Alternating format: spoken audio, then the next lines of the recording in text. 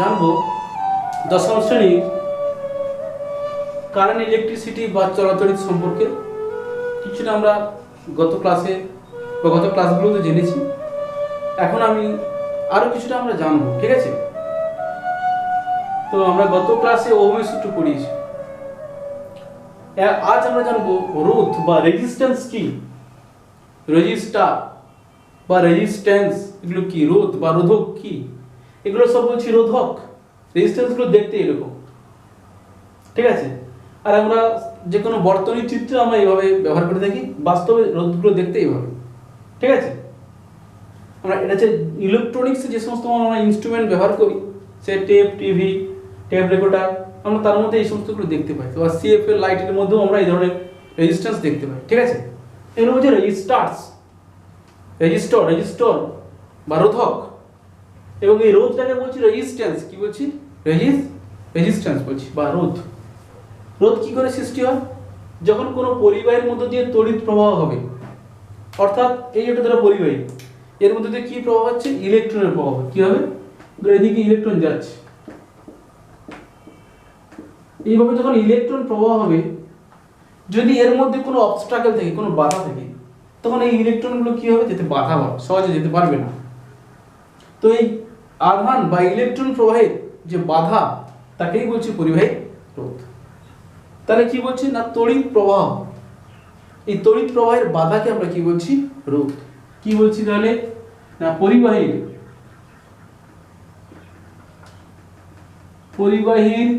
তড়িৎ প্রবাহের বিরুদ্ধে, তড়িৎ প্রবাহের বিরুদ্ধে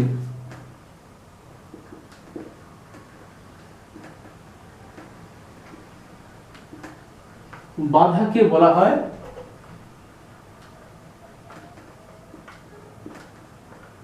পরিবাহী রোধ। তাহলে পরিবাহী রোধ থেকে বলছি না, পরিবাহীর তড়িৎ প্রবাহের বিরুদ্ধে বাধাকে বলা হচ্ছে পরিবাহী রোধ।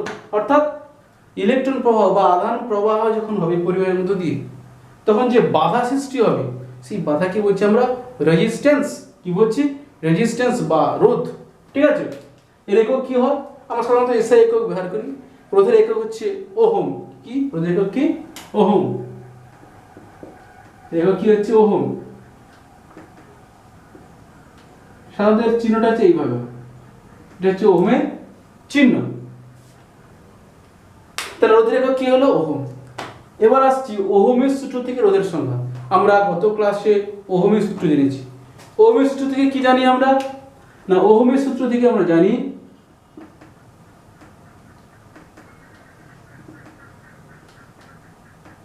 ওহমের সূত্র থেকে জানি কি জানি, ভি সমান আইআর। ও সূত্র কি আছে? ভি সমান আইআর। তাহলে আর সমান কি হবে?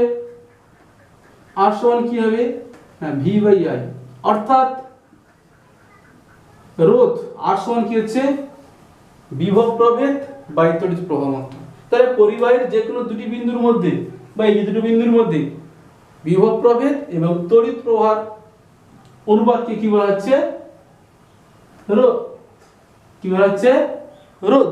কাকে বলবো না, পরিবাহীর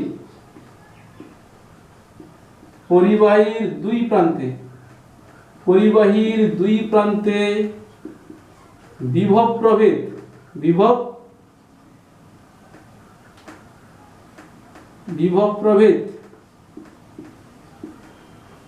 এবং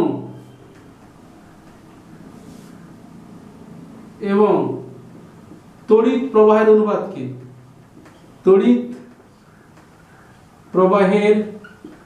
অনুপাতকে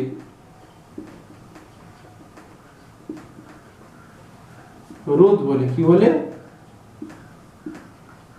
রোধ থেকে বলা হচ্ছে না, আমরা ওহম সূত্র থেকে পাচ্ছি ভি সমান আইআর বা আর সমান ভি বাই আই। পরিবাহীর দুই প্রান্তে বিভব প্রভেদ ভি এবং তড়িৎ প্রবাহের অনুপাতকে কি বলা হচ্ছে? রোধ বলা হচ্ছে। পরিবাহী রোধ কোন কোন বিষয়ে নির্ভর করে? তাহলে ওহমের সূত্রের রোধের সঙ্গে আমরা পেয়ে গেলাম পরিবাহীর দুই প্রান্তে বিভব প্রভেদ এবং তড়িৎ প্রবাহের অনুপাতকে বলা হচ্ছে রোধ। এই যে পরিবাহী রয়েছে, এর এই দুটো প্রান্তের মধ্যে যে বিভব প্রভেদ এবং এর মধ্যে যে তড়িৎ প্রবাহ হচ্ছে I, তাদের দুজনের অনুপাতকে কি বলছি আমরা? রোধ। পরিবাহী রোধ কোন কোন বিষয়ের উপর নির্ভর করছে? দেখো, পরিবাহী রোধ পরিবাহীর দৈর্ঘ্যের উপর নির্ভর করে, পরিবাহীর এই প্রস্থচ্ছেদের ক্ষেত্রফলের উপর নির্ভর করে, এছাড়াও উষ্ণতার উপর নির্ভর করে। ঠিক আছে, তাহলে আমরা কি কি তাহলে প্রথম জানবো কি না, পরিবাহী রোধ দৈর্ঘ্যের উপর কিভাবে নির্ভর করছে না, দৈর্ঘ্যের সহিত পরিবাহী রোধ সমানুপাতিক। তাহলে পরিবাহী রোধ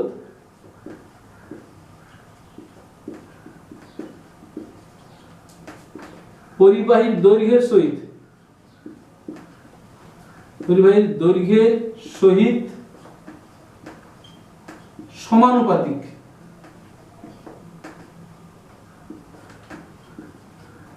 অর্থাৎ কি হচ্ছে, R সমানুপাতিক L। অর্থাৎ পরিবাহীর দৈর্ঘ্য যত বেশি হবে, যত বড় হবে, পরিবাহী রোধ তত কি হবে, বেশি হবে। একই প্রস্থচ্ছেদে একটি সরু তার ও একটি মোটা তার, কিন্তু কার রোধ বেশি হবে? সেক্ষেত্রে সরু তারের রোধ বেশি হবে, আর মোটা তারের রোধ কি হবে, কম হবে। অর্থাৎ পরিবাহী রোধ পরিবাহী প্রস্থচ্ছেদের ক্ষেত্রফলের সহিত ব্যস্তানুপাতিক। ঠিক আছে, আর দৈর্ঘ্যের সহিত কি হবে, সমানুপাতিক। অর্থাৎ একই প্রস্থচ্ছেদের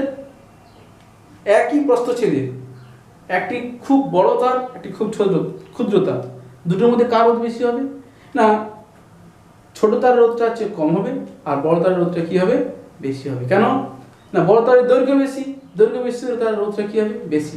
কেন না, পরিবাহীর রোধ পরিবাহীর দৈর্ঘ্যের সহিত সমানুপাতিক। ঠিক আছে,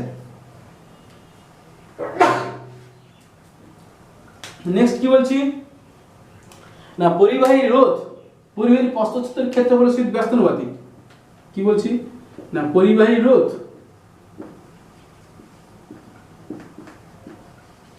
পরিবাহীর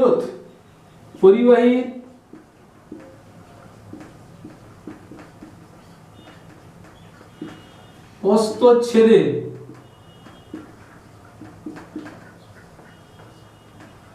ক্ষেত্রফলের সহিত ব্যস্তানুপাতিক। অর্থাৎ R সমানুপাতিক 1/a, এটা হচ্ছে প্রস্থচ্ছেদের ক্ষেত্রফল, আরটা হচ্ছে পরিবাহী রোধ। ব্যস্ত সম্পর্ক, এই যে রেসিপ্রোকাল দিয়েছি। ঠিক আছে, R proportional reciprocal of 1/a।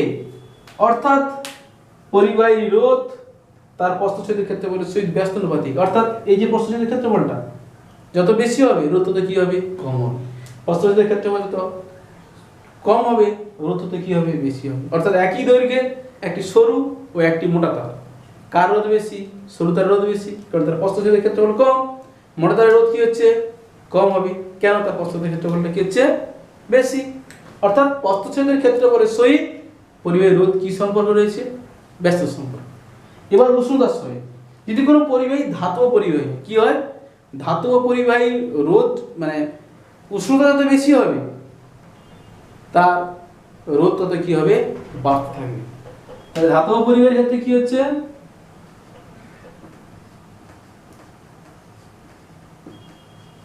ধাতব পরিবাহীর ক্ষেত্রে রোধ উষ্ণতার সহিত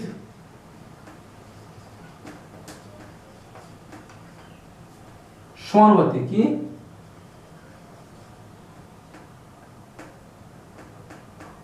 সমানুপাতিক।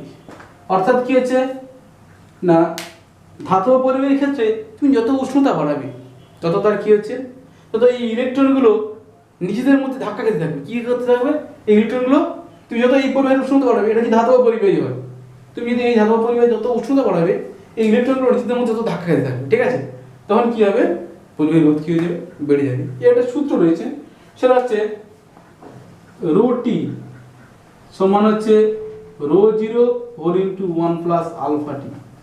রো টিটা হচ্ছে টি ডিগ্রি সেলসিয়াস উষ্ণতায় পরিবাহীর রোধাঙ্ক, আর রো 0টা হচ্ছে কি 0 ডিগ্রি সেলসিয়াস উষ্ণতায় পরিবাহীর রোধাঙ্ক। ঠিক আছে, অর্থাৎ দেখা যাচ্ছে যে তুমি যত উষ্ণতা বাড়াতে থাকবে, তত রোধ হচ্ছে কি হচ্ছে, বাড়তে থাকছে। আর আলফাটা হচ্ছে রোধের উষ্ণতা গুণাঙ্ক। আলফাটা কি? আলফা হচ্ছে রোধের উষ্ণতা গুণাঙ্ক, রো টি হচ্ছে জুডিশিয়াল উষ্ণতা পরিবাহী রোধ, আর রো টিটা হচ্ছে টি ডিগ্রি সেলসিয়াস উষ্ণতায় পরিবাহী রোধাঙ্ক। এই রো টিটা হচ্ছে টি ডিগ্রি সেলসিয়াস উষ্ণতায় পরিবাহী রোধাঙ্ক, রো জিরো হচ্ছে 0 ডিগ্রি সেলসিয়াস উষ্ণতায় পরিবাহী রোধাঙ্ক, আলফা হচ্ছে রোধের উষ্ণতা গুণাঙ্ক।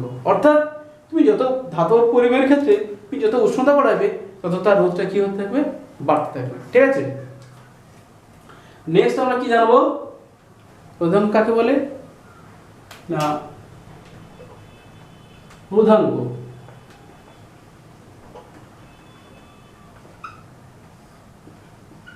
দেখো আমরা কি জানি? আর সমানুপাতিক এল, আবার জানি আর সমানুপাতিক 1/a। একসঙ্গে করলে কি পাচ্ছি? যৌগিক ভেদের নিয়ম অনুযায়ী আর সমানুপাতিক l/a, বা আর সমান কি পাচ্ছি? Rho l/a। এই রো কে এই চিহ্নটাকে বলছি আমরা রো, এই চিহ্নটাকে কি বলছি আমরা? এই চিহ্নটাকে বলছি রো। এই চিহ্নটার নাম হচ্ছে কি? এই চিহ্নটার নাম হচ্ছে রো। কি নাম? রো। রোকে কি বলা হচ্ছে? রোকে বলা হচ্ছে পরিবাহী রোধাঙ্ক। এই রোকে কি বলা হচ্ছে? পরিবাহী রোধাঙ্ক। কি বলা হয়? পরিবাহী রোধাঙ্ক। ঠিক আছে, তার রোধাঙ্ক কাকে বলছি? একক দৈর্ঘ্য ও একক প্রস্থচ্ছেদ বিশিষ্ট কোন পরিবাহী রোধকে রোধাঙ্ক বলি। একক দৈর্ঘ্য একক প্রস্থচ্ছেদ বিশিষ্ট পরিবাহী রোধকে কি বলেছে? রোধাঙ্ক। বিভিন্ন পরিবাহীর ক্ষেত্রে রোধাঙ্ক কিন্তু এটা কনস্ট্যান্ট, এটা ধ্রুবক। ঠিক আছে, সোনার ক্ষেত্রে রোধাঙ্ক একরকম হবে, লোহার ক্ষেত্রে রোধাঙ্ক আরেক রকম হবে, তামার ক্ষেত্রে রোধাঙ্ক আরেক রকম হবে। কোনটার সঙ্গে কোনটার কিন্তু মিল থাকবে না। প্রত্যেকটা পদার্থের ক্ষেত্রে তার রোধাঙ্ক বা যাকে বলছে রেজিস্টিভিটি, কি বলছি? রেজিস্টিভিটি, সেটা কিন্তু কনস্ট্যান্ট। ঠিক আছে, তার রোধাঙ্ক কাকে বলবো আমরা? রোধাঙ্কের সংজ্ঞাটা আমরা কি বলবো? না একক দৈর্ঘ্য, একক দৈর্ঘ্য ও একক প্রস্থচ্ছেদ বিশিষ্ট, ও একক প্রস্থচ্ছেদ বিশিষ্ট পরিবাহী রোধকে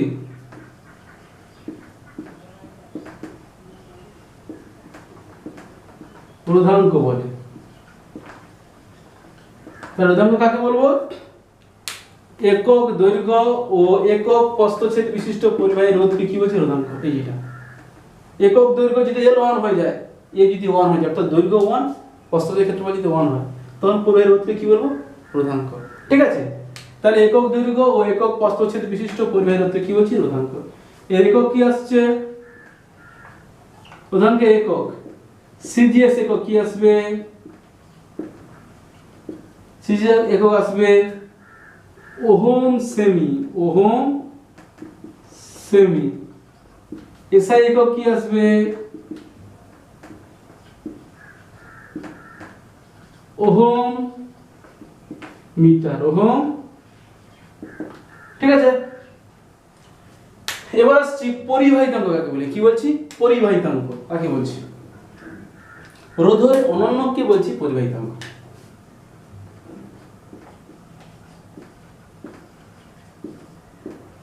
পরিবাহিতাঙ্ক অর্থাৎ পরিবাহিতাঙ্ককে আমরা সিগমা দিয়ে প্রকাশ করি। সিগমা চিহ্ন এইটা, সিগমা সমান 1/ρ। এই সিগমাকে কি বলছি আমরা? এই সিগমাকে কি বলছি? পরিবাহিতাঙ্ক। কি বলছি? পরিবাহিতাঙ্ক। কাকে বলা হচ্ছে তাহলে? সংজ্ঞাতে আমরা কি বলবো? না রোধকের অনন্যকে বলা হচ্ছে কি? পরিবাহিতাঙ্ক। কি বলবো?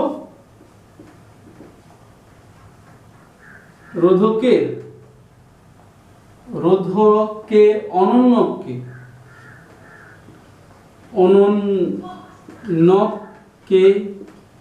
পরিবাহিতাঙ্ক বলে।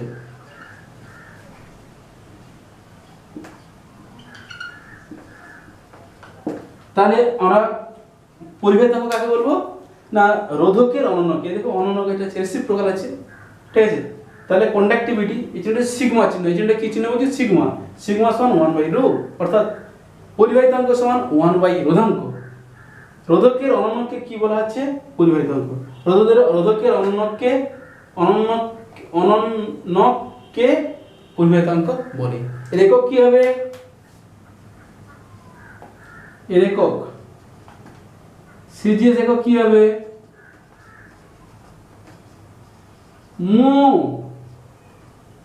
মো পার সেমি। এসআইতে কি হবে? মো পার মিটার। তাহলে রোধাঙ্কের একক কি হচ্ছে? সিজিএস একক মো পার সেমি, এসআইতে কি হলো? মো পার মিটার। প্রধান এটা হচ্ছে কি আর একক পরিবাহিতাঙ্কের একক। কি বললাম? পরিবাহিতাঙ্কের একক। পরিবাহিতাঙ্কের একক কি হবে? মো পার সেমি সিজিএস, এসআইতে কি হবে? মো পার মিটার। দেখো পরিবাহিতাঙ্ক কিন্তু একটি কনস্ট্যান্ট। যে পদার্থের পরিবাহিতাঙ্ক যত বেশি হবে তার তড়িৎ পরিবহন ক্ষমতা তত কি হবে? বেশি হবে। আর যে পদার্থের রোধাঙ্ক যত বেশি হবে কি হবে? রোধাঙ্ক যত বেশি হবে তার তড়িৎ পরিবহন ক্ষমতা তত কম হবে। অর্থাৎ পরিবাহের মধ্যে দিয়ে ইলেকট্রন প্রবাহে তত বেশি বাধা সৃষ্টি হবে। ঠিক আছে, তাহলে আমরা রোধাঙ্ক কাকে বলে জানলাম, পরিবাহিতাঙ্ক কাকে বলে জানলাম। রোধাঙ্কের সঙ্গে পরিবাহিতাঙ্কের কি সম্পর্ক? না, রোধাঙ্ক যত বেশি হবে পরিবাহিতাঙ্ক তত কম হবে। অর্থাৎ রোধাঙ্কের সহিত পরিবাহিতাঙ্কের কি সম্পর্ক? ব্যস্ত সম্পর্ক। ঠিক আছে, অর্থাৎ পরিবাহিতাঙ্ক সমান কি হচ্ছে? 1/, রোধাঙ্ক। ঠিক আছে, তাহলে আমরা পরিবাহী রোধ কাকে বলে জানলাম। ঠিক আছে, রোধের একক জানলাম, পরিবাহী রোধ কোন কোন বিষয়ের উপর নির্ভর করে জানলাম, ওহমের সূত্র থেকে রোধের সংজ্ঞা জানলাম, তারপর পরিবাহিতাঙ্ক কাকে বলে জানলাম, তার একক জানলাম, আর রোধাঙ্ক কাকে বলে সেটাও জানলাম, তার এককও আমরা জানলাম। ঠিক আছে, আজকে আর নয়, তাহলে পরবর্তী ক্লাসে আবার আমাদের দেখা হবে।